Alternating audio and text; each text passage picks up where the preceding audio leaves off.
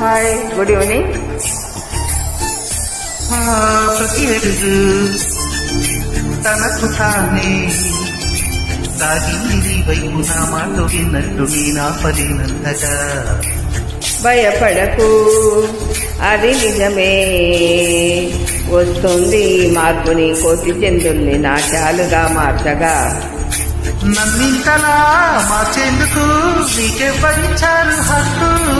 నీ ప్రేమని ప్రశ్నించుకో, ఆ నింద నాకెందుకు.